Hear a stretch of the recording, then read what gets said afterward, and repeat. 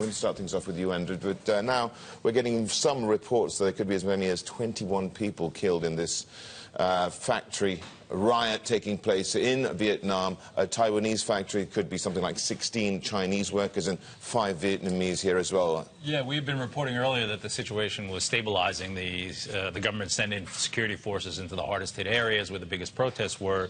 It seems that these deaths that are being reported now... And this is in central Vietnam as well, I believe.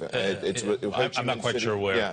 Anyway. But the reports are saying the deaths happened last night. Yeah. So the situation may be settling down, but it looks like it was more violent yesterday than people had initially thought. And China coming out and saying to limit outdoor excursions to its citizens there, and it's calling on Singapore and Taiwan to also emphasize those same issues, which is to protect the citizens there. I mean, you have to feel bad for the Taiwanese because they're the ones who've been targeted by most of these attacks. By mistake. By mistake. I mean, clearly they've got all these Chinese missiles facing them across the straits, and now they're paying the price for Chinese move in the South China Sea, and it's unfortunate. Adrian, what's your take on this? Well, I think there's probably something else with the Taiwanese where some of the labor relations have been quite poor with the Taiwanese factories.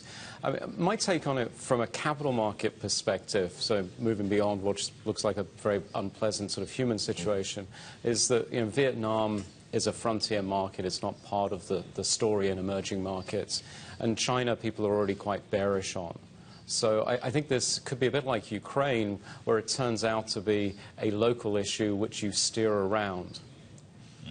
They are different. I mean, we're talking about one which is on the verge of civil war, and this is one which could be international in terms of its dimensions. I would say it's a local issue which you steer around. Putin would disagree with that.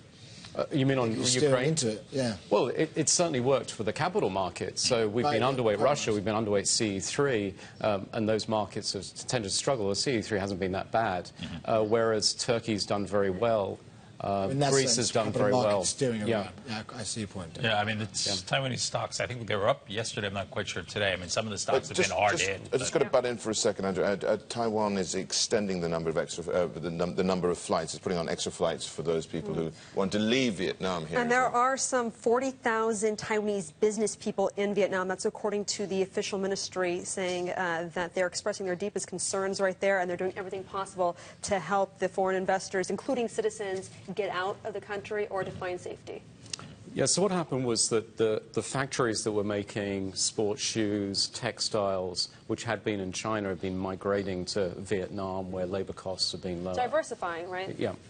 And for the Taiwanese, a way to hedge against their exposure to China. What if Ukraine does escalate, as the foreign minister was implying, very close to a civil war? I mean, well, on the steering around, Adrian, I mean, how do you see that as capital markets playing out? Well, the Russians have been very clear that there's going to be a civil war in Ukraine, which is part of their excuse for getting more involved. So I don't think anything is new in the message that the foreign minister was talking about.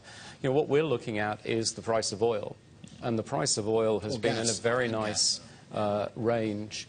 I think the issue with gas for the Russians is that the Europeans are trying very hard to diversify away from the Russians.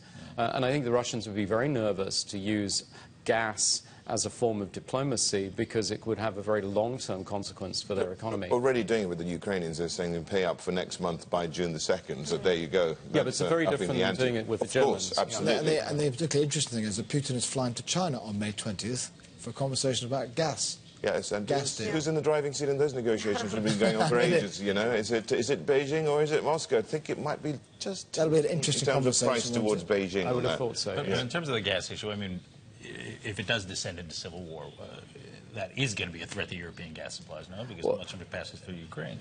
Yes, so if I remember correctly, I think it's about a quarter goes through, because they've now got a north and a south pipelines, and there's including a pipeline effectively direct from Russia to Germany, going under the Baltic.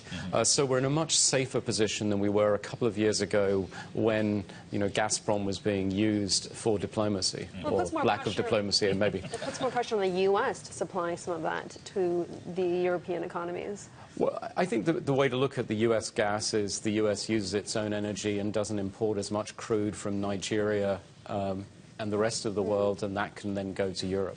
Yeah, shale, of course, the shale revolution. It's not that easy, though, to get it across the Atlantic. Yeah, but that's a problem. consume your gas rather than import someone else's energy, and that energy can go somewhere else. Precisely. Yeah. But it's strange how we have all these geopolitical tensions at the moment. Is there any theorising going into why there's so many different... Shot I find is that Thailand hasn't been mentioned yet. Exactly. You would have thought that Thailand would actually be the talking point. Well, actually, in Vietnam, it's the most violence, or the Ukraine. Everywhere else, you're saying various areas, Turkey. Yes. But Thailand is. I mean, I was there about a month ago, and there was one lot, the red shirts camped in that park, Lumpina Park, and the other lot parked about five miles away, and there was no tensions whatsoever. They were just camped out. Play music. But, I mean, you have... Tourism's back also in the economy, they say. Court-ordered coups there are kind of par for the course. I don't think it's that big a surprise, and I think the economy has shown quite a bit of resilience in the past during this political unrest. Obviously, we've seen about 30 people killed. There were some reports of more people killed today. You know, she was forced out, but she was already in a lame duck government anyway, so we'll have to see what happens with these elections. But clearly the opposition wants the system rejigged so they can actually win.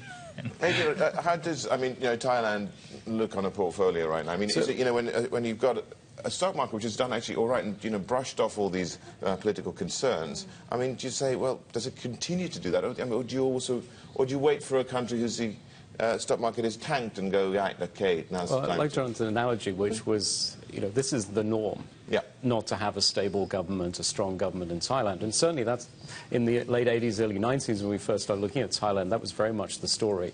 And you'd often be on a business trip there, and it was only when you got back to your hotel room that you heard there'd been a coup. So we look at Thailand and we see an economy with a large amount of exports. We're quite positive about the global economy. The Thai baht is more competitive. The central bank's been cutting rates. So we're long the market, and that's been working quite well this year. Yeah, well, okay, so we've got that. And then Vietnam, I mean, how do you look at that one? I mean, I don't know what the market's doing today. I'll have a look while you're talking and find out. So, you know, it's a frontier market. There are a few people that are interested in it. There was a good play last year when inflation was falling in Vietnam and the stock market did very well. But we think you should be de-emphasizing frontier markets and going back to the core emerging markets, which we see as the best equity asset class for the year. Korea, but we're long India, we're long the Philippines, Thailand, Indonesia. We're also long Peru, we're long Greece as well. How optimistic are you that Modi will be able to build a majority in Parliament, or will have an outright majority? I think we're reasonably optimistic, although, you know, I'm slightly worried that the market is extremely optimistic as well, and we all reflect back to the previous election where the polls were predicting something like 50 more seats than the NDA actually got. So I am optimistic, but the more the market rises, maybe there's a little bit of anxiety comes in.